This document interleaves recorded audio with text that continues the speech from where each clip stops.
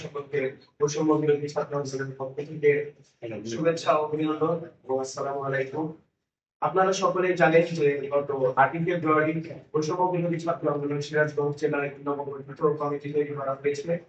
সেই কমিটিতে কিছু মানুষ রয়েছে যারা এই কমিটিকে নিয়ে প্রশ্নবিদ্ধ করার চেষ্টা করছে, কিন্তু আমরা বলতে চাই এই কমিটিতে এক ছাত্র স্বপ্নবাস বিপ্লবী এবং পক্ষপাতিত্ব ছাড়া একদম ফেয়ার একটি কমিটি গঠন করা হয়েছে। কিন্তু এক শ্রেণীর মানুষ এই কমিটি নিয়ে বিভিন্ন প্রকার পায়তারা করার চেষ্টা করছে। যারা বলছে এই কমিটিতে 5ই আগস্টের আগে লিস্টের সমন্বয়কদের নাম নাকি নেই। বৈষম্য বিরোধী ছাত্র আন্দোলনের সদ্য কমিটি অনুমোদন অপপ্রচার ও মহাসড়ক অবরোধের প্রতিবাদে আজ সোমবার সকাল 11টার দিকে সিরাজগঞ্জ প্রেস ক্লাবে হলরুমে আয়োজিত এক সংবাদ সম্মেলন করেছে সিরাজগঞ্জের বৈষম্য বিরোধী ছাত্র আন্দোলনের নেতাকর্মীরা।